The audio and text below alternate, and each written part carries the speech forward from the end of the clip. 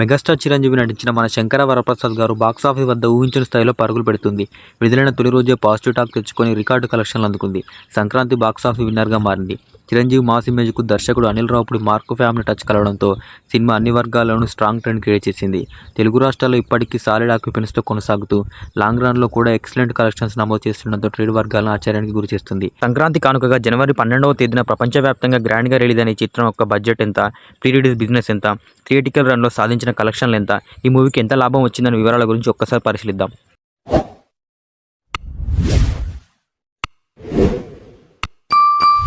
Chiranjeevi vintage mark చిత్రంగా out and out comedy action మూవీగా రూపొందిన ఈ సినిమా క్వాలిటీ విషయంలో ఎక్కడ రాజీ పడకుండా ప్రేక్షకుల ముందుకు తీసుకొచ్చారు.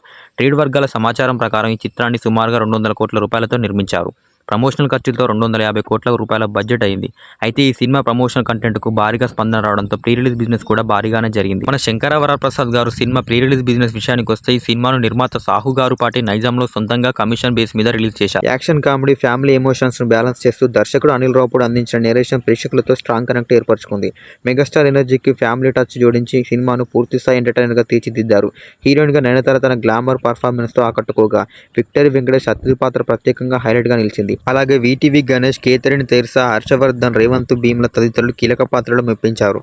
Shine screen gold box entertainment banner పై రూపొందించిన ఈ సినిమాకు భీమ్ సీసీలో సంగీతం అందించగా పాటలు బీజిఎం ప్రేక్షకులు బాగా కట్టుకున్నాయి. ట్రేడ్ వర్గాల అంచనా ప్రకారం నటీనటుల remuneration, technical team, production values కలిపి ఈ సినిమా మొత్తం బడ్జెట్ సుమారు 250 కోట్ల వరకు వెళ్ళిందని సమాచారం. రిలీజ్ ముందు ప్రీ రిలీజ్ బిజినెస్ 140 నుండి 150 కోట్ల మధ్య జరిగినట్లు టాకు. ఇక డిజిటల్ శాటిలైట్ హక్కులను జీ గ్రూప్ దాదాపు 50 కోట్లకు దక్కించుకున్నట్లు ఇండస్ట్రీలో వినిపిస్తుంది. మొత్తానికి భారీ budget star casting, family audience సపోర్ట్తో ఈ సినిమా బాక్సాఫీస్ వద్ద లాంగ్ రన్ కొనసాగిస్తూ ట్రేడ్లను ఆశ్చర్యపరుస్తుంది. చిరంజీవి, నయనతార జంటగా అనిల్ రావుపూడి రూపొందించిన మన శంకర వరప్రసాద్ గారు మూవీ ఓటీటీలోకి వచ్చాక కూడా థియేటర్లో సత్తా చాటుతుంది. ఈ మూవీకి డీసెంట్ నెంబర్స్ వస్తున్నాయి. మెగాస్టార్ చిరంజీవికి చాలా రోజుల తర్వాత తన రేంజ్కి తగ్గ హిట్ పడింది. ఈ సంక్రాంతికి ఆయన మన శంకర వరప్రసాద్ గారు మూవీతో ఆడియన్స్ ముందుకు వచ్చిన విషయం తెలిసిందే. ఈ మూవీ ఏకంగా తెలుగులో రీజనల్ ఫిలింలో ఇండస్ట్రీ హిట్గా నిలిచింది. సంక్రాంతి కానుకగా జనవరి 12వ తేదీన విడుదలైన ఈ మూవీ ఇప్పటి వరకు 41 రోజులు పూర్తి చేసుకుంది. ఓవైపు ఓటీటీలో స్ట్రీమింగ్ అవుతున్న, థియేటర్లో రన్ అవుతుంది, డీసెంట్ కలెక్షన్లు వసూలు చేస్తుంది. విడుదలైన 41 రోజులు పూర్తి చేసుకున్న ఈ మూవీ అరుదైన మైల్ స్టోన్కి చేరింది. ప్రముఖ కలెక్షన్ల సైట్ సాక్నిక్ లెక్కల ప్రకారం ఇప్పటి వరకు ఇది 300 కోట్లు వసూలు చేసింది. ప్రపంచవ్యాప్తంగా 300 క్లబ్లో చేరడం విశేషం. పాన్ ఇండియా మూవీస్ కాకుండా ఈ స్థాయి వసూలును రాబట్టిన తొలి సినిమాగా మన శంకర వరప్రసాద్ గారు రికార్డు సృష్టించింది.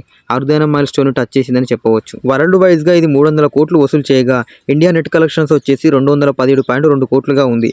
ఇండియా గ్రాస్ కలెక్షన్స్ 257 కోట్లు, ఓవర్సీస్ లో 43 కోట్లు రాబట్టింది. మూవీ యూనిట్ మాత్రం ఇది 380 కోట్లు వసూలు చేసినట్లు వెల్లడించింది.